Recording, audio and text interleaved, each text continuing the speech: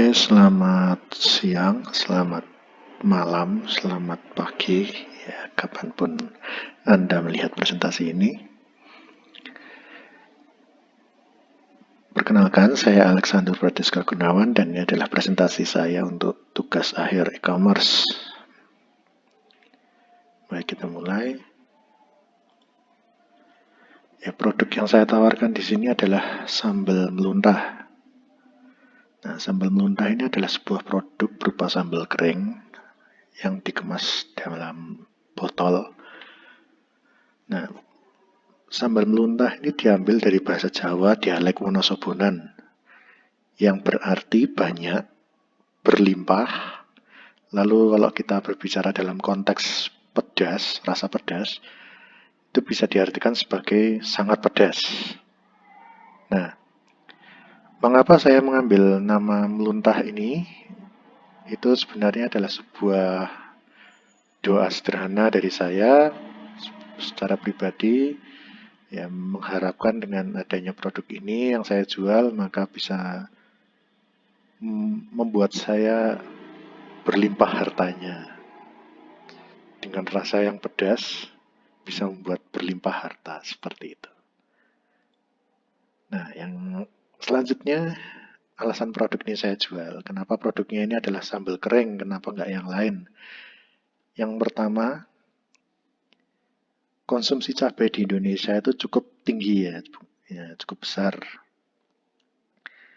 Lalu kenapa maksudnya cukup besar ini? Ya kita coba bandingkan aja dengan negara-negara lain. Konsumsi cabai di Indonesia ini cukup tinggi, banyak yang suka makanan pedas dibandingkan dengan beberapa negara misalnya di Eropa atau di Amerika gitu. Indonesia termasuk salah satu negara yang memiliki tingkat konsumsi cabai paling tinggi. Dan juga menurut data yang saya ambil dari internet bahwa tahun 2020 ini konsumsi cabai di Indonesia itu juga meningkat dari tahun sebelumnya. Nah, lalu yang kedua ini ada tidak banyak produk serupa. Sejauh ini yang saya tahu bahwa produk serupa yang mirip dengan produk saya ini adalah Bon Cabe milik Mama Suka. Nah, saya merasa ya berarti kompetitor saya cuma dikit, cuma satu seperti itu. Walaupun ya memang kompetitor ini sudah besar, sudah banyak dikenal orang lebih dahulu daripada sambal saya ini yang masih merangkak dari jurang kegelapan. Lalu yang ketiga, sudah ada dorongan dari beberapa pihak untuk menjual produk ini. Nah, di sini maksudnya adalah dorongan dari saudara, dari teman-teman, dari kerabat juga untuk menjual produk ini. Jadi dulu produk ini, sambal ini tuh yang membuat adalah ayah saya. Banyak yang suka, banyak yang minta seperti itu. Nah, sampai-sampai karena sering minta, ada beberapa yang menyarankan untuk sambal ini dijual saja. Kan juga rasanya enak. Nah, kalau misalnya dijual kita mau pesan banyak, seperti itu. Nah, akan tetapi karena menimbang juga ayah saya merasa kayaknya repot untuk menjual sambal ini, maka diputuskan waktu itu tidak dijual. Tapi kalau misalnya mau minta ya tetap akan dibikinin. Nah, saya melihat ini adalah sebuah potensi ya, di mana sebenarnya permintaan sudah ada, tapi cuma dari penyedianya aja yang belum bersedia untuk menyediakan barang yang diminta. Nah, saya melihat ini adalah sebuah potensi pasar. Maka dari itu saya ya semoga saja dengan doa itu saya memutuskan untuk ayolah kita jual saja. Nanti saya yang bikin, saya yang ngeracik dan lain-lain, yang quality controlnya pertama itu ayah saya. Nah, setelah itu baru kita sampaikan ke pelanggan. Lalu selanjutnya ini ada analisis pasar. Yang pertama dari segmentasi geografi. Kalau ini saya lebih ke gimana saya mengambil bahan baku, karena segmentasi geografi saya sejauh ini saya masih ingin menjual produk ini ke seluruh Indonesia ya, kalau bisa. Nah, dari itu saya merasa eh, mungkin kalau seperti itu ini bakal terlalu singkat, maka saya ambil ke gimana saya akan mendapatkan bahan bakunya. Nah, mengapa di sini saya memilih Wonosobo sebagai pemasok bahan baku? Nah, di Wonosobo ini adalah sebuah kabupaten yang banyak petani, banyak pedesaan, dan salah satu hasil pertaniannya adalah cabai. Nah, selain itu,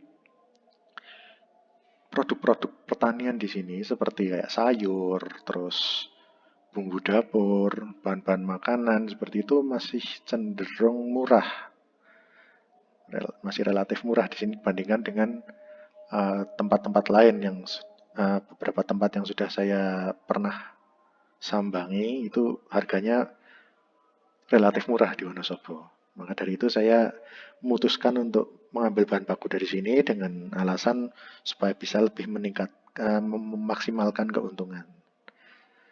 Lalu selanjutnya segmentasi demografi. Umur 18 tahun ke atas ini saya asumsikan ya umur anak-anak kuliahan maba sampai umur paling tua lah. Nah, pendapatan di atas 1.500.000 ya, maksudnya di sini bukan berarti lalu umur kuliahan tuh harus punya pendapatan dulu, enggak. Maksudnya ya kan yang penting udah punya pemasukan dulu per bulannya segitu kan, walaupun itu adalah hasil dari ya sangu dari orang tua ya, tetap itu kan termasuk pemasukan.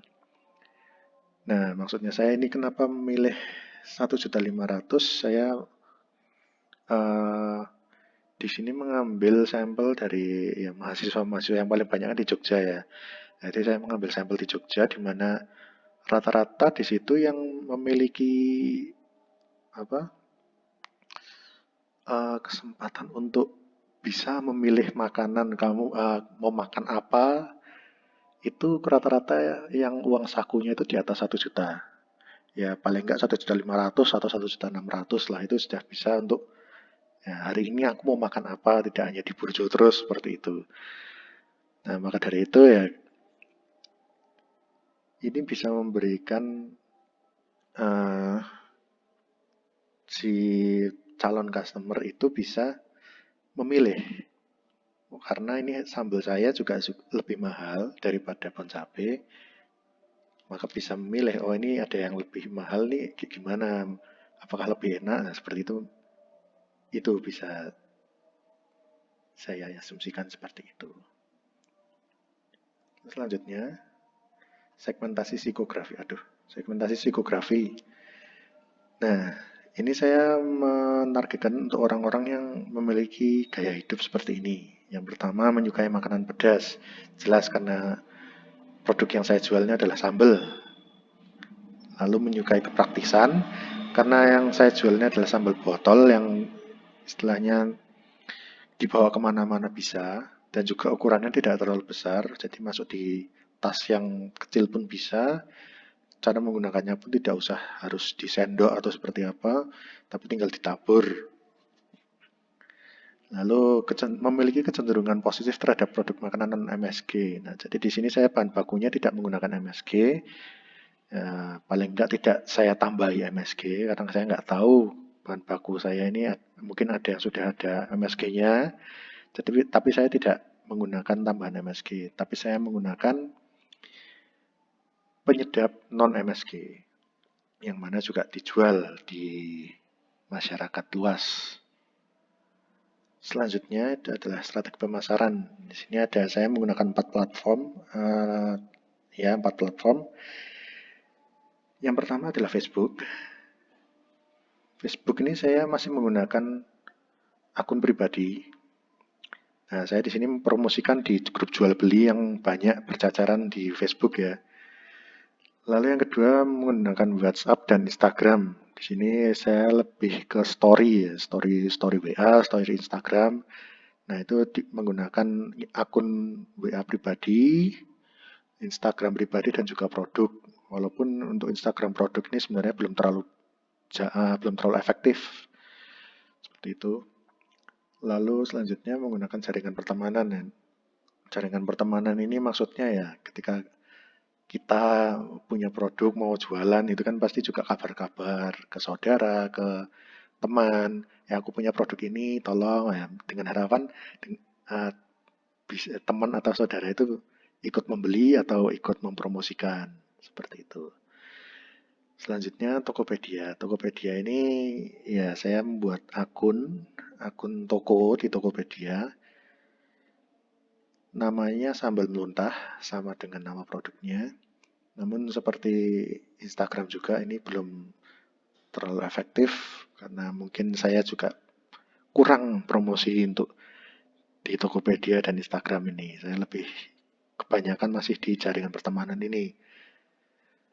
Nah, selanjutnya adalah bukti transaksi. Nah, sebenarnya sih saya masih ada, cuman karena keteledoran saya sendiri jadi banyak yang hilang. Jadi yang tersisa setelah saya kais-kais dari berbagai macam sumber, ada dari lemari, dari meja dan lain-lain, dari HP juga, yang tersisa cuma 5 ini. Ya ini yang dari Instagram. Jadi waktu itu ada yang order, saya kirim.